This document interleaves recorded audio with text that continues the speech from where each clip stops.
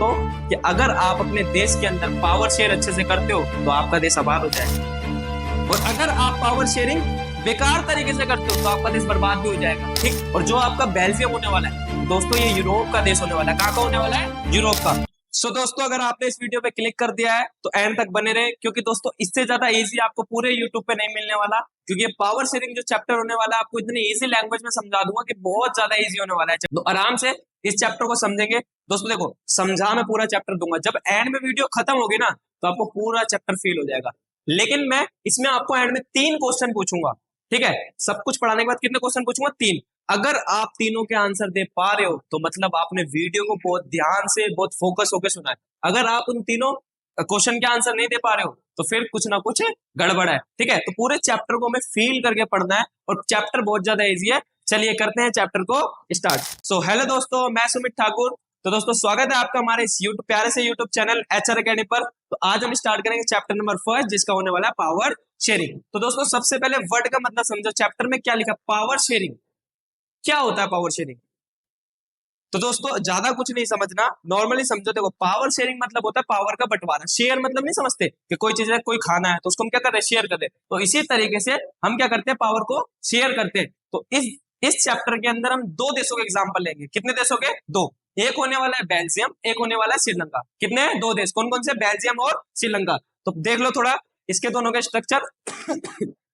तो ये आपका बेल्जियम होने वाला है, ये श्रीलंका होने वाला है। श्रीलंका को लगभग सब जानते हैं। थोड़ी दोस्तों तबियत खराब है, ठीक है। श्रीलंका को लगभग आप सब जानते हो क्योंकि इंडिया के कहां पड़ता है? नीचे। और जो आपका बेल्जियम होने वाला है तो दोस्तों ये यूरोप का देश होने वाला है। कहां का होने वाला है? यूरोप का। तो मैप में आपको समझा देता हूं अच्छी तरीके से। देखो, आपको ये वर्ल्ड मैप दिख रहा होगा। वर्ल्ड मैप के अंदर जितना ये वाला एरिया आपको दिख रहा है, कौन सा वाला? देखो आराम से समझाते हैं, कोई दिक्कत की बात नहीं है। ये वाला जितना एरिया दिख रहा है ना, सब क्या है? यूरोप। क्या है ये? यूरोप। और देखो यहाँ जो देख रहे हो ये क्या है? श्रीलंका। इन्हीं 2 देशों के बारे में हमें क्या करनी है? चर्चा। यूरोप के बारे में नहीं, यूरोप में एक देश पड़ता है, इसका नाम क्या है? बेल्जियम। क्या नाम है भाई? बेल्जियम। बोलना अच्छी तरीके से जो भी मैं बोल रहा हूँ, ठीक है। तो इन दोनों देशों के बारे में चर्चा करेंगे, और पूरे चैप्टर में हम समझेंगे दोस्तों कि अगर आप अपने देश के अंदर पावर शेयर अच्छे से करते हो तो आपका देश आबाद हो जाएगा, और अगर आप पावर शेयरिंग बेकार तरीके से करते हो तो आपका देश बर्बाद भी हो जाएगा। ठीक है, तो 2 देशों के बारे में क्लियर करेंगे। एक देश ने पावर शेयरिंग अच्छे से करी, आबाद हो गया। एक देश ने पावर शेयरिंग बेकार करी तो बर्बाद भी हो गया। तो पावर शेयरिंग अच्छे से होनी चाहिए। देखो आपको दिखाता हूं बेल्जियम है कहां। तो ये मैंने खोला यूरोप का मैप। कहां का मैप खोला? यूरोप का। तो ये रहा बेल्जियम दोस्तों, दिख रहा है सबको? दिख रहा है एकदम आराम से। देखो चीजों को फोकस करो, यहाँ पे क्या लिखा हुआ है? बेल्जियम। बेल्जियम के ऊपर एक देश दिख रहा होगा जिसका नाम है नीदरलैंड। क्या नाम है? नीदरलैंड। और नीचे दिख रहा होगा फ्रांस। मतलब दोस्तों बेल्जियम के ऊपर क्या पड़ता है? नीदरलैंड। और बेल्जियम के नीचे फ्रांस। समझ लो, फिर बाद में चीजों को समझना, इसी से टैग हो जाएगा बहुत सारा। मैप से आधा चैप्टर क्लियर हो जाएगा। तो मैप समझो, बेल्जियम के ऊपर क्या पड़ता है? नीदरलैंड। बेल्जियम के नीचे फ्रांस। बेल्जियम के ऊपर नीदरलैंड, बेल्जियम के नीचे फ्रांस, और बगल में पड़ता है जर्मनी। क्या पड़ता है? जर्मनी। जी से जर्मनी, जी से कुछ और नहीं, जी से जर्मनी। और इधर पड़ता है लग्जमबर्ग। क्या पड़ता है? लग्जमबर्ग। क्लियर एकदम?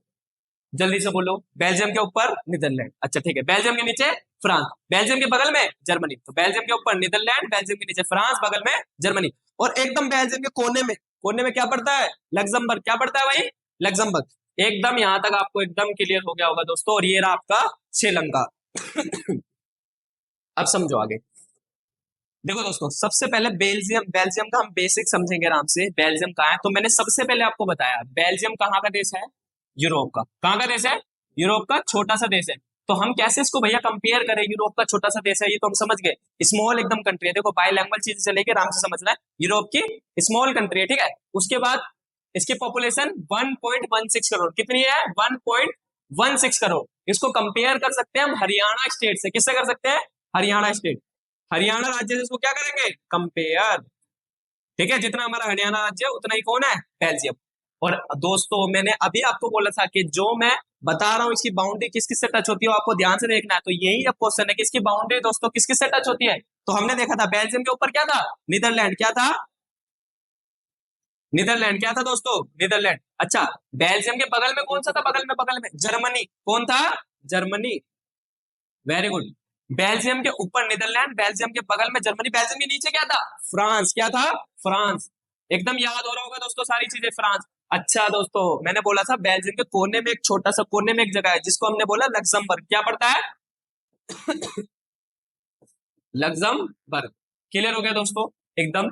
ये आपका बेल्जियम का थोड़ा सा क्या था दोस्तों, बेसिक चीजें जो हमें एकदम से क्या होगा क्लियर। तो आपका 1 मार्क्स में इसमें से कुछ भी क्वेश्चन बन सकता है कि क्या पॉपुलेशन है, कहाँ का देश है बेल्जियम, किससे कंपेयर कर सकते हो और कौन कौन सी बाउंड्रीज टच होती है। 3 ऑप्शन दे देगा आपको, एक में क्या कर देना है, ये क्लियर है। अब दोस्तों मैं आपसे क्वेश्चन पूछूं कि बेल्जियम का हमने मैप देखा, तो बेल्जियम का मैप परफेक्ट तो नहीं, कुछ इस टाइप से था। और देखा होगा ऊपर ना, बुक खोलोगे तो ऊपर देखोगे पीले कलर का, क्या है, पीला कलर। और नीचे देखोगे तो आपको रेड कलर, ऊपर कैसे दिखेगा, पीला, नीचे रेड। समझ आ रहा है। जैसे मैंने बोला ऊपर की साइड आपको एकदम, ये देखो इस टाइप का एकदम पीला कलर दिखेगा। बना देते हैं, टेंशन नहीं लेना है। ठीक है दोस्तों, ये पीला कलर दिख रहा है, कुछ और मत समझो, पीला कलर है, ठीक है। अब आ जाओ रेड पे, रेड बना दो भाई एकदम। चलो देखो नीचे कैसा है, रेड, नीचे कैसा है, रेड, अभी दिखाएंगे, टेंशन नहीं लेना बिल्कुल। तो ऊपर पीला, नीचे रेड, समझ आ गया भैया एकदम। देखो ऊपर वाला जो इलाका है इसको एक नाम दिया गया है फ्लेमिश। क्या नाम दिया गया है, फ्लेमिश। कौन सा एरिया, ऊपर वाले इलाके को क्या बोलेंगे, फ्लेमिश। तो ये आपका कौन सा इलाका हो गया दोस्तों, फ्लेमिश वाला इलाका हो गया। इस फ्लेमिश वाले इलाके में 59% डच लोग रहते हैं। कौन रहते हैं, डच। कितने परसेंट, 59। कितने परसेंट रहते हैं, 59% कौन रहते हैं, डच। इतना क्लियर है। फ्लेमिश वाले इलाके में 59% डच रहते हैं। नीचे एक इलाका है जिसको हम बोलते हैं वेलोन। कौन सा इलाका है, वेलोन। इसमें क्या है दोस्तों, फ्रेंच लोग रहते हैं। कौन रहते हैं, फ्रेंच लोग। तो फ्रेंच यहाँ पे रहते हैं दोस्तों 40%। कितने परसेंट रहते हैं, 40। ठीक है दोस्तों। तो 59 और 40, 1% कम पड़ रहा है। तो 1% कोने में देखोगे आपको नीले कलर का चीजें दिखेगा, ऐसे कलर का, थोड़ा सा ऐसे कलर का आपको चीजें दिखेगा। यहाँ पे 1% रहते हैं जर्मनी। कौन रहते हैं, जर्मनी। 1% कौन रहते हैं यहाँ पे, जर्मनी लोग। तो हमने पहले बेसिक समझा यूरोप का, उसका बेल्जियम का। फिर हमने पढ़ा कि बेल्जियम का भाई सोशल स्ट्रक्चर क्या होता है, सोशल स्ट्रक्चर मतलब वहां पे कौन कौन टाइप से लोग रहते हैं। जैसे इंडिया के अंदर हिंदू लोग रहते हैं, मुस्लिम लोग रहते हैं, ऐसे रहते हैं ना। तो वहां पे डच भाषी लोग और नीचे फ्रेंच भाषी लोग। ऊपर 59% डच भाषी लोग कौन से इलाके में रहते हैं, तो फ्लेमिश इलाके में। और आपसे कोई पूछे नीचे वाला इलाका कौन सा है, वेलोन वाला इलाका, कितने परसेंट फ्रेंच रहते हैं, तो 40%। कितने परसेंट, 40%। और बगल में कोने में जर्मनी लोग रहते हैं, कितने परसेंट, 1%। एकदम यहां तक मैं मान लू कि सबको आ गया, एकदम मान लो दोस्तों। फोटो खींच लो इसकी फास्ट, एकदम एकदम स्क्रीनशॉट ले लो, जल्दी फोटो खींचो इसकी। क्लियर। अब देखो दिख रहा है पीला कलर, पीला कलर से तुरंत याद आएगा, पीले कलर से क्या याद आएगा दोस्तों, फ्लेमिश वाला इलाका। कौन सा, फ्लेमिश। समझ आ रहा है। डच यहाँ पे लोग रहते हैं। और यहाँ पे वेलोन वाला जो इलाका है उसमें कौन है, फ्रेंच लोग। समझ आ गया।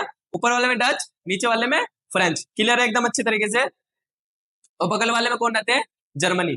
कौन रहते हैं बगल वाले में, ठीक है, जर्मनी। और आपको क्लियर हो रहा होगा वहां पे वो श्रीलंका है। ठीक है, इतना क्लियर है। अब आगे आओ, देखो यहाँ पे थोड़ा गलत दर्शाया गया है। ठीक है, वेलोन वाला इलाका जो है वो फ्रेंच वाला, लेकिन यहाँ पे रेड था, यहाँ पीला था। तो ये कंफ्यूजन आपको ये देखना है बस। ठीक है, तो यहाँ पे नहीं जाना है। अब ध्यान से देखो दोस्तों, अब देखो आपको कैसे परछाई दिखेगी उस सबकी, एकदम क्लियर। मान लो एकदम क्लियर है, मिटा दो इसको, ये इंपॉर्टेंट है, इसको नोट करो फास्ट। ठीक है, चलो अब समझो। अब पढ़ेंगे बेल्जियम का सोशल स्ट्रक्चर। क्या पढ़ेंगे, सोशल स्ट्रक्चर। 59%, जल्दी फास्ट। 59% कौन थे, डच। दोस्तों एकदम फास्ट। 59% टच कौन से वाले इलाके में, फ्लैमिश। कौन से इलाके में, फ्लैमिश। ठीक है। 40% फ्रेंच। 40% कौन है, फ्रेंच। कौन से वाले के इलाके में, वेलोन। कौन से वाले इलाके में, वेलोन। ठीक है, इतना क्लियर हो गया। 1% कौन थे, जर्मनी। 1% कौन थे भाई, जर्मनी। दोस्तों आराम से समझना, एकदम दिक्कत नहीं लेना, भागना नहीं है। जर्मनी क्लियर हुआ। अब दोस्तों इसके इंडिया के अंदर दिल्ली कैपिटल है, तो बोलोगे हाँ। तो बेल्जियम की भी कोई ना कोई कैपिटल होगी ना। तो बेल्जियम की कैपिटल थी ब्रुसेल। कौन थी, ब्रुसेल।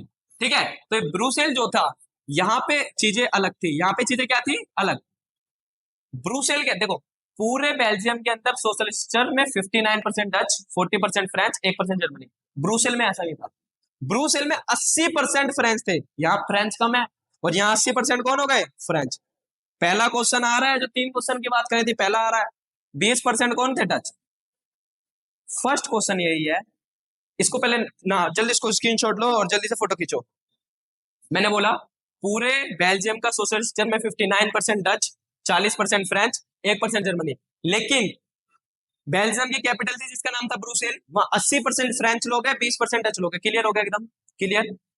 इसको एक स्क्रीनशॉट मारो फास्ट एकदम। अब आओ एक बार ऊपर। अब देखो ये क्वेश्चन नहीं पूछा जाता है, एग्जाम में नहीं पूछा जाएगा, लेकिन ना आपकी आपकी सोच, आपका दायरा कि आप पॉलिटिकल को किस हिसाब से पढ़ते हो, आप पॉलिटिकल को किस हिसाब से सोचते हो, वो बताएगा। समझ आ रहा है?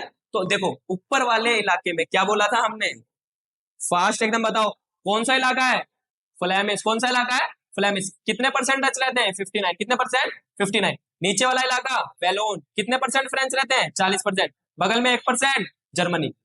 ये तो याद हो गया होगा। हम कह रहे हैं वीडियो पूरी याद हो जाएगी, कोई दिक्कत नहीं है, फर्स्ट क्वेश्चन का जवाब दे दो, मान जाऊंगा तुम बहुत अच्छे चीजें पढ़ दो, अच्छे क्लियर हो रही है। राजधानी ब्रुसेल, राजधानी है ना भाई, राजधानी क्लियर हो रहा है, राजधानी ब्रुसेल।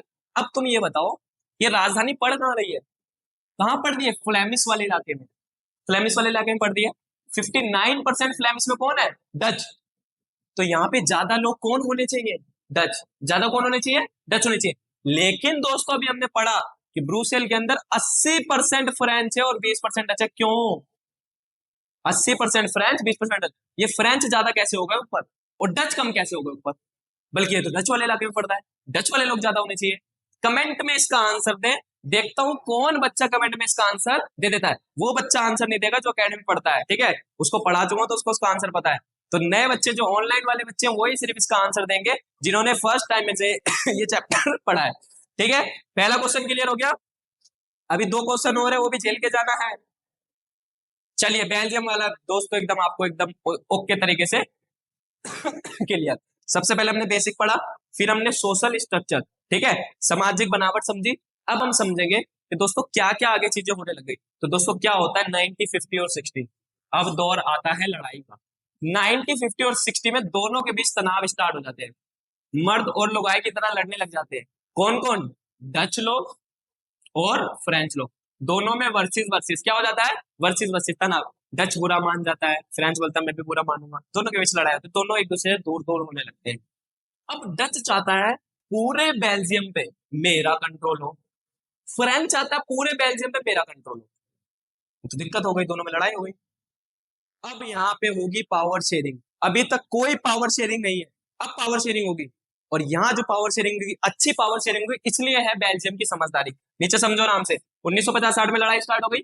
अब देखो दोस्तों क्या होता है, जैसे 50-60 में तनाव और लड़ाई स्टार्ट हो जाती है, तो 1970 से 93, 70 से 93 रटना नहीं है, 1905-60 में लड़ाई स्टार्ट हुई। लड़ाई स्टार्ट हुई डच और फ्रेंच के बीच। 70 से 93 में इस लड़ाई को सुलझाने के लिए संविधान में चेंज करा गया। संविधान में क्या करा गया? चेंज। और कितने चेंज करे? 4। कितना लिखा है? 4। कितने संविधान में चेंज हुए? 4। ये जब 4 चेंज संविधान में करे गए, तो अब बताओ, इतनी आसान लैंग्वेज में मैं आपको समझा रहा हूं, बट ये आसान लैंग्वेज वहां लिखनी तो नहीं है। 4 संशोधन, 4 क्या करे? संशोधन। क्या करे? 4 संशोधन। संशोधन को इंग्लिश में बोलते हैं अमेंडमेंट। क्या बोलते हैं दोस्तों? अमेंडमेंट। क्या बोलते हैं? अमेंडमेंट। वर्ड भी सीखो, एग्जाम में लिखना है, मैम खुश हो जाएगी जब अमेंडमेंट, मैम सर अमेंडमेंट लिख दोगे।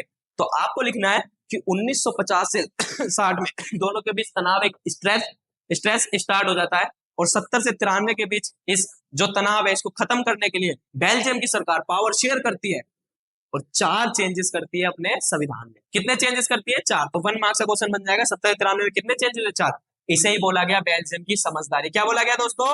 बेल्जियम की समझदारी। क्या बोला गया? बेल्जियम की समझदारी। यही अब हम पढ़ेंगे दोस्तों, यही क्या करेंगे अब? पढ़ेंगे कि बेल्जियम की समझदारी क्या थी। तो बेल्जियम की समझदारी थी 4 संशोधन करना, विजडम, ठीक है, 4 संशोधन करना। तो ये 4 संशोधन क्या करे, ऐसा क्या कर दिया बेल्जियम की सरकार ने कि दोनों की लड़ाई बंद हो गई, फ्रेंच और डच की? तो ये हम पढ़ेंगे फास्ट एकदम, इसको स्क्रीनशॉट मारो। एकदम क्लियर हो रहा है? एकदम दोस्तों चीजें अच्छे से हो रही है। चलो अब आओ बेल्जियम की समझदारी।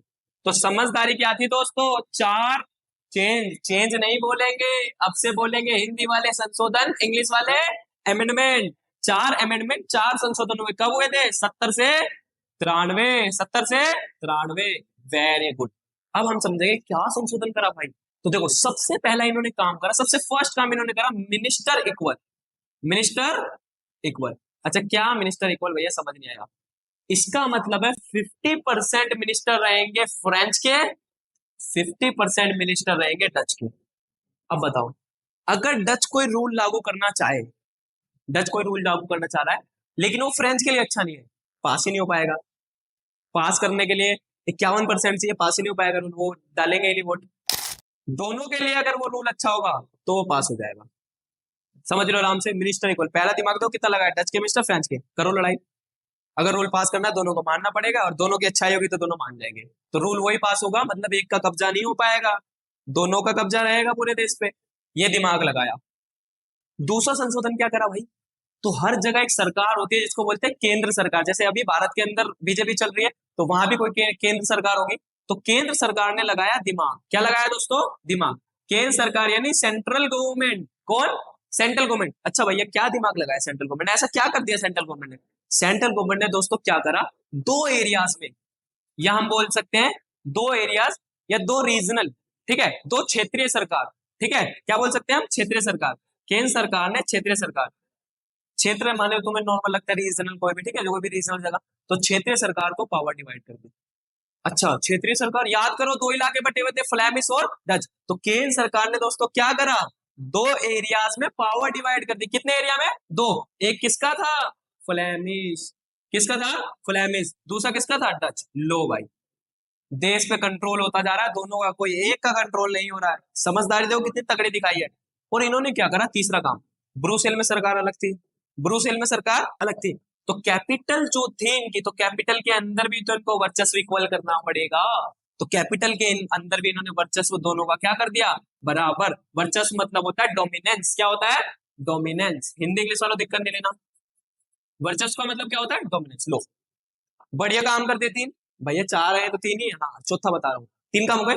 चौथा इन्होंने बढ़िया काम करा, इन्होंने गवर्नमेंट बनाई जिसका नाम था कम्युनिटी गवर्नमेंट। क्या नाम था, क्या नाम था भाई, कम्युनिटी गवर्नमेंट। क्या नाम था, कम्युनिटी गवर्नमेंट।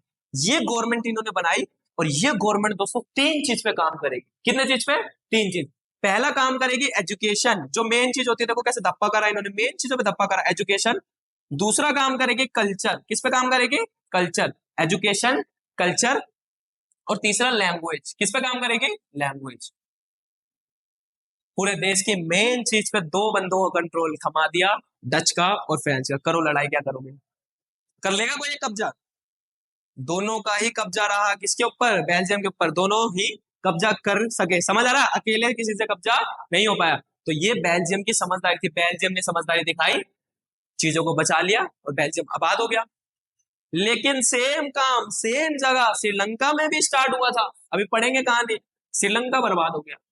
तो वही समझेंगे, इसको नोट करो एकदम फास्ट। एजुकेशन शिक्षा दोस्तों, कल्चर संस्कृति, लैंग्वेज भाषा। हिंदी वालों को लिख दो, कोई दिक्कत नहीं है।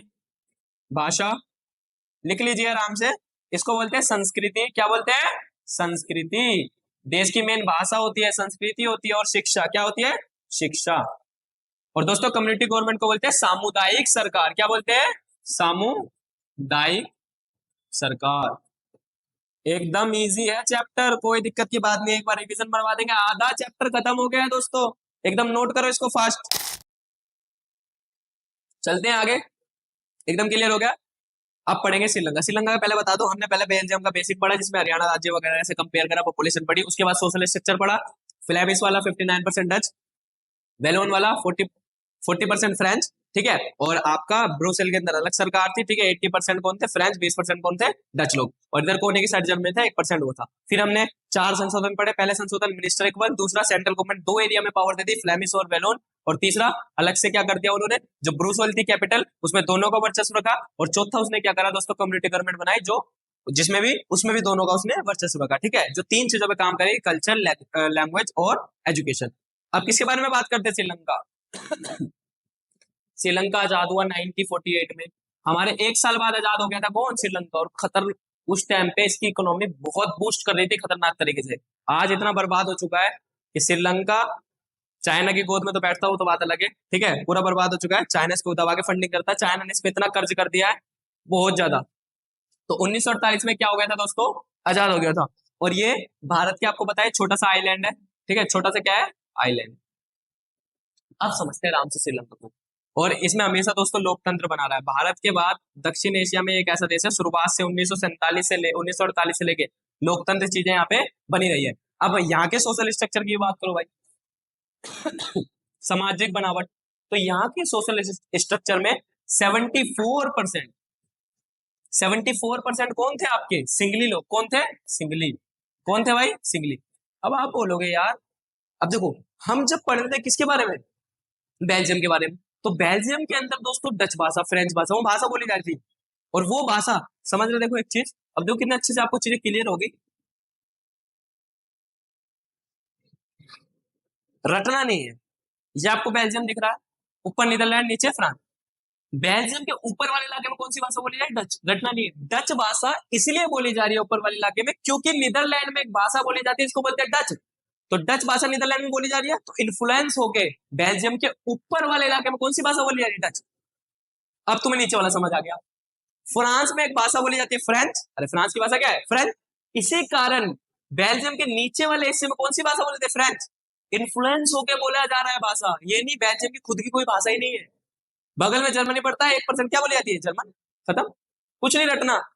तो दोस्तों इन्फ्लुएंस होके क्या बोली जा रही है भाषा, लेकिन श्रीलंका में ऐसा नहीं है। श्रीलंका के अपने मूल निवासी है, जिनका नाम क्या है? सिंगली। क्या नाम है? सिंगली। 74% सिंगली है।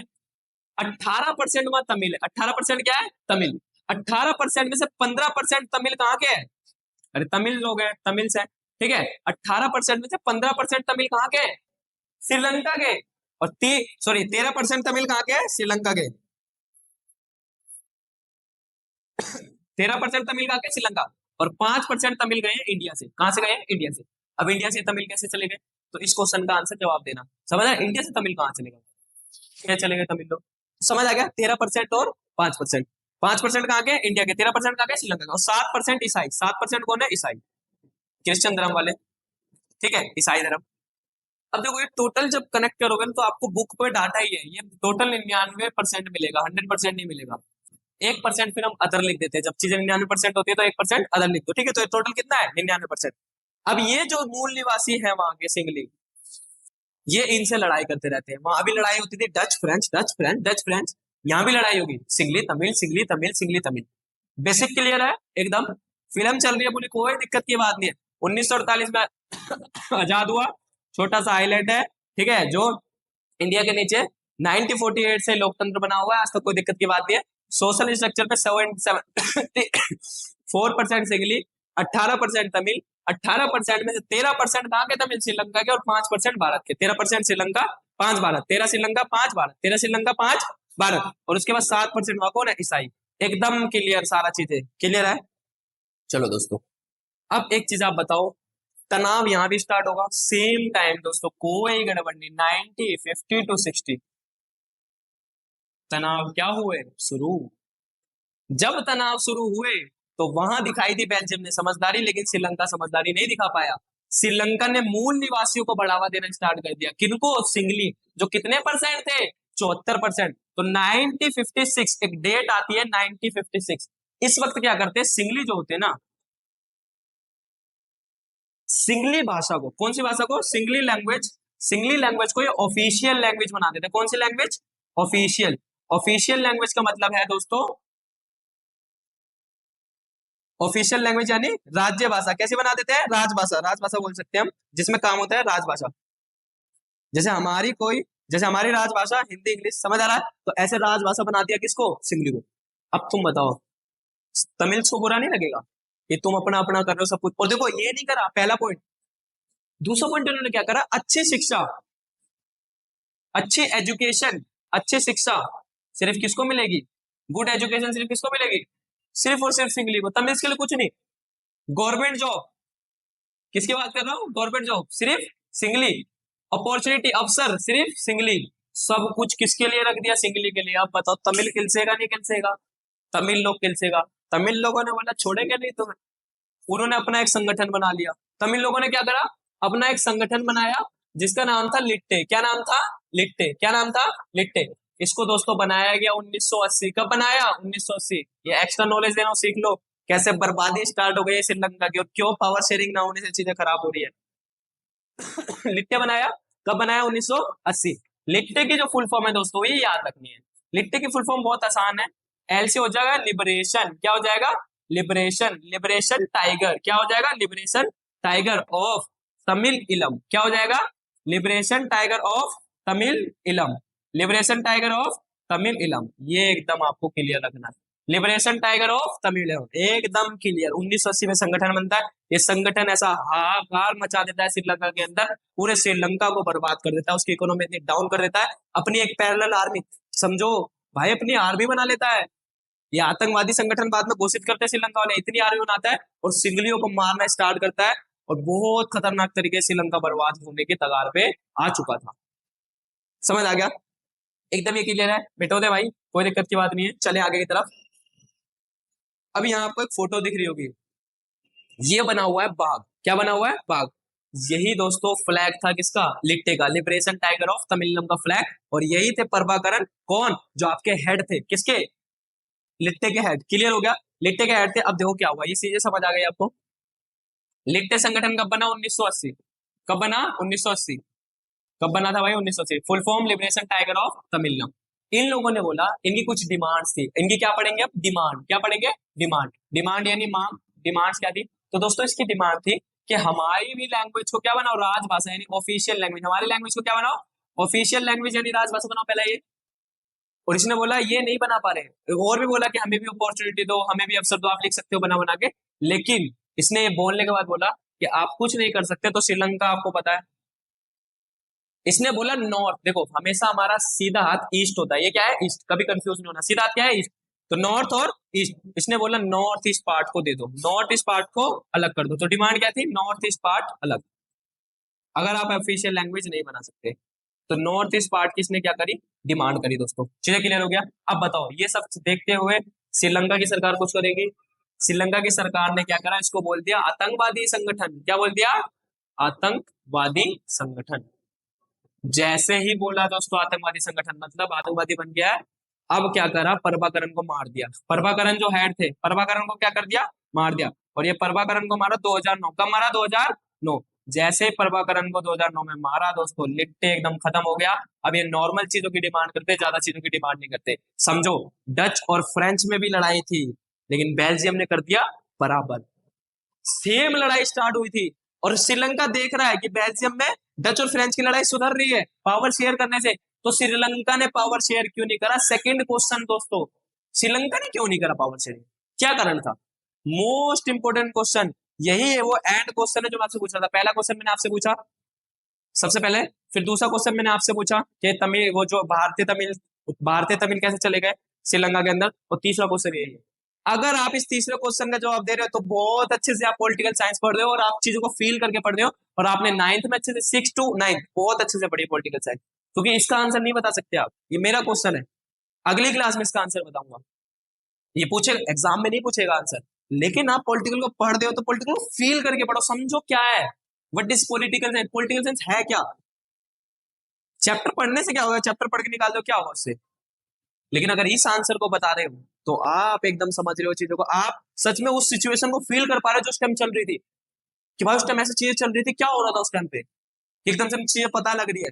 तो दोस्तों एकदम फील करके पढ़ो, ठीक है ना। इसका आंसर मुझे कमेंट में बताओ, देखता हूँ कौन बच्चा इसका आंसर मुझे बता देता है। एकदम मजा आ जाए किसी ऑनलाइन बच्चे ने इसका आंसर बता दिया तो। चलो ये क्लियर हो गया सबको कि बेल्जियम की सरकार, सॉरी श्रीलंका की सरकार कुछ नहीं कर पाई और चीजें बर्बाद हो गई। अब मैं बोल रहा हूँ why power sharing important. Power sharing क्यों इंपॉर्टेंट है? क्यों इंपॉर्टेंट है? दो चीज पता लग गई। जितने भी सोशल ग्रुप्स हैं, क्या बोला मैंने? जितने भी सोशल ग्रुप, सोशल ग्रुप मतलब समझ रहे हो? सामाजिक समूह। ग्रुप, सोशल मतलब क्या होता है? सामाजिक। सोशल मतलब सामाजिक, और ग्रुप मतलब समूह। ग्रुप मतलब समूह। जितने भी सामाजिक समूह है दोस्तों, जैसे हिंदू मुस्लिम, ये सब क्या है? सामाजिक समूह। इनके बीच आपको भेदभाव को कम कर सकते हो। क्या कर सकते हो? भेदभाव, लड़ाई झगड़े, इसको आपको कम करना है तो आपको पावर शेयरिंग करनी पड़ेगी। डच और फ्रेंच ने पावर शेयरिंग करी, बेल्जियम ने पावर शेयरिंग करी, चीजें संभल गई। श्रीलंका ने नहीं करी, बर्बाद हो गई। तो पावर शेयरिंग सोशल ग्रुप के बीच बैलेंस बनाना, भेदभाव को कम करना है। बैलेंस बहुत अच्छा वर्ड है दोस्तों, बैलेंस बनाना। क्या बनाना? बैलेंस, ठीक है, समन्वय, बैलेंस। अगर इसको बनाना है तो आप क्या करो? पावर शेयरिंग करो, पहला। और दूसरा दोस्तों, अगर आप पावर शेयरिंग कर रहे हो तो एक बंदे के हाथ में पावर है, और जब पावर एक बंदे के हाथ में होती है तो डेमोक्रेसी नहीं होती, वो या तो राजतंत्र होगा या तो मोनार्की सिस्टम होगा। तो लोकतंत्र, डेमोक्रेसी को अगर स्टैब्लिश करना है, किसको? डेमोक्रेसी को। अगर लोकतंत्र को बचाए रखना है दोस्तों, लोकतंत्र की स्थापना करनी है, लोकतंत्र को स्टैब्लिश करना है, तो दोस्तों मोस्ट इंपोर्टेंट है क्या? Power sharing. तो दोस्तों चैप्टर फील हो रहा होगा, अच्छे से समझ आ रहा होगा, यहाँ तक एकदम समझ आ गया। अब लास्ट इंपोर्टेंट क्वेश्चन जो कि आपके यूटी में भी आपको देखने को मिलेगा, और बहुत मोस्ट इंपोर्टेंट क्वेश्चन, 98% ये क्वेश्चन यूटी में फंसता है, लेकिन मैं आपको इस चैप्टर से ओनली 5 क्वेश्चन बताऊंगा, 5 से 6, लास्ट 6, उसी में से 2-3 क्वेश्चन यूपी में फंसेगा। तो अगली वीडियो के लिए रेडी रहे, अगली वीडियो के लिए जरूर। जब बोल रहा था चैप्टर फील कराया, शुरुआत से एक बात बोलते रहा ना कि पूरा चैप्टर एंड में आपको फील हो जाएगा, समझ आ जाएगा चैप्टर बोलना क्या चाह रहा है। और मैं बता रहा हूँ आपको पूरा चैप्टर याद हो गया होगा अच्छे से, एक बार रिवीजन कर लिया टिप पे। और आप मत सोचो 10th लेवल का पढ़ा है, इसमें थोड़ा थोड़ा टच दे दिया है 12th लेवल का। प्रभाकरण का नाम नहीं देखोगे, बुक पढ़ना, प्रभाकरण का नाम नहीं देखोगे, लिखते विट्टे सब आपको पढ़ा दिया थोड़ा, कहाँ का 12th लेवल का। तो एकदम फील करके चैप्टर को पढ़ना। अब समझो फॉर्म्स ऑफ पावर शेयरिंग, मतलब ये रूप बताओ, पावर शेयर के कितने रूप होते हैं। तो दोस्तों पूरे वर्ल्ड के अंदर जहां जहां डेमोक्रेसी है, तो डेमोक्रेसी में पावर शेयरिंग होती है, पढ़ा अभी। 4 रूप, कितने रूप मिलेंगे? 4। कितने रूप मिलेंगे? 4। तो सबसे पहला रूप कौन सा है दोस्तों? पहला होता है हॉरिजॉन्टल। क्या होता है? हॉरिजॉन्टल। क्या होता है? हॉरिजॉन्टल। कुछ रटना नहीं है, इसको बोलते हैं क्षैतिज। क्या बोलते हैं? क्षैतिज। हॉरिजॉन्टल आपने पढ़ा होगा, ऐसे होता है। हॉरिजॉन्टल कैसे होता है मैथ में? ऐसे, इक्वल। हॉरिजॉन्टल यानी इक्वल, समझना। हॉरिजॉन्टल ऐसे और वर्टिकल ऐसे, वर्टिकल ऐसे, हॉरिजॉन्टल ऐसे, वर्टिकल ऐसे, हॉरिजॉन्टल ऐसे। दूसरा वर्टिकल, दूसरा वर्टिकल, दोनों एक दूसरे से। देखो 2 तो पढ़ लिए, 4 फॉर्म थी, 2 पढ़ लिए। बोलो कहाँ पढ़ा है? 2 एक ही तो पढ़ा है। अब समझो हॉरिजॉन्टल जो है, हमारे देश में हॉरिजॉन्टल पावर डिवीजन भी है और वर्टिकल भी है। हॉरिजॉन्टल कैसे? विधायिका, विधायिका यानी लेजिस्लेचर, विधायिका, कार्यपालिका, विधायिका, कार्यपालिका और न्यायपालिका, और न्यायपालिका। सो दोस्तों ये आप 9th में पढ़ा था आपने, इसको बोलते हैं लेजिस्लेचर, इसको बोलते हैं एग्जीक्यूटिव, इसको बोलते हैं जुडिशरी। लेजिस्लेचर कानून बनाती है, एग्जीक्यूटिव इंप्लीमेंट करती है, और न्यायपालिका यानी जुडिशरी जो उस कानून को फॉलो नहीं करता है दोस्तों उसको दंड करती है। तो विधायिका के अंदर बैठते हैं, एमपी हो गए, एमएलए हो गए, विधायिका के अंदर आएंगे, क्योंकि एमपी एमएलए का काम क्या होता है? कानून को बनाना। प्रेसिडेंट, प्राइम मिनिस्टर कार्यपालिका में आएंगे, क्योंकि वो कानून को इंप्लीमेंट करते हैं, और जो इस कानून को फॉलो नहीं करता बनने के बाद, तो न्यायपालिका के सुप्रीम कोर्ट के जज उसको क्या देते हैं? सजा देते हैं। तो आपको एकदम क्लियर होगा हॉरिजॉन्टल, तीनों पावर डिवीजन बराबर, विधायिका की भी उतनी, कार्यपालिका की उतनी, तीनों बराबर, कर नहीं सकते ऊपर नीचे, इसलिए हॉरिजॉन्टल। अब ये क्या है? वर्टिकल। क्या है? वर्टिकल।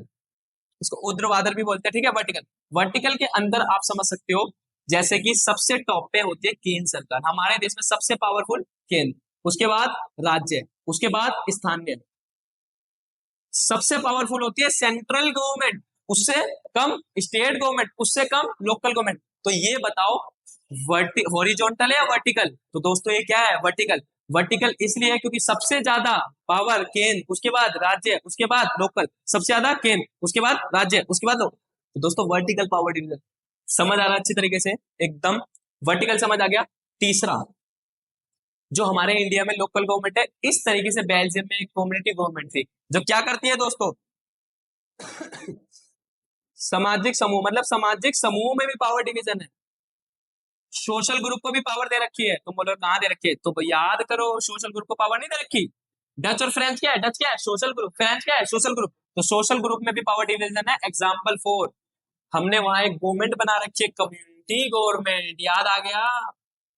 कम्युनिटी गवर्नमेंट, जिसको हिंदी में बोलते हैं सामुदायिक सरकार। क्या बोलते हैं? सामुदायिक सरकार। तो 2 भैया 3 तो हो गए, एक और बता दो तो चैप्टर ही खत्म है। हाँ चैप्टर खत्म है। चौथा पॉइंट क्या है?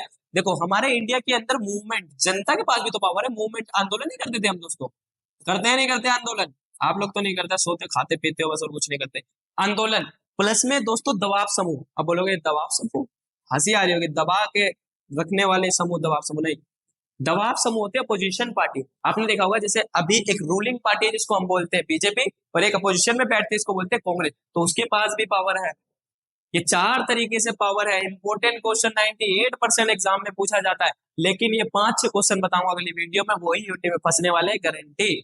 यूटी में यही आएगा, इससे बाहर कुछ नहीं। इस बार 99 पार, एंड में 3 नारे लगा दो, इस बार 99 पार, इस बार 99 पार। ठीक है, समझ आ गया? इस बार मैं चाहता हूँ कोई 100 लाए। तो हमारा चैप्टर दोस्तों क्या हो गया है? फिनिश हो गया है। तो आप लोग हमारे इंस्टा चैनल को फॉलो कर ले, आपको बहुत सारी मोटिवेशनल वीडियो एंड आपको इस चैप्टर की रील्स मिलेगी बहुत सारी। तो आपने एक बार पढ़ लिया और बार बार आप उसमें खोए हुए हो, रील्स देख रहे हो वही चैप्टर की रील्स, तो आपको बहुत ज्यादा फायदा होने वाला है। जल्दी से आप उसको फॉलो कर ले, ठीक है? ये पूछ नहीं रहा हूँ, ये बोल नहीं रहा हूँ, ये ऑर्डर है मेरे, ऑर्डर, ठीक है। तो इसको जाके फॉलो करना एकदम फास्ट। एकदम समझ आ गया? तो थैंक यू, एकदम सारी चीजें क्लियर हो गई। मिलेंगे अपनी नेक्स्ट वीडियो में, क्वेश्चन वाली वीडियो में। Tata, bye bye.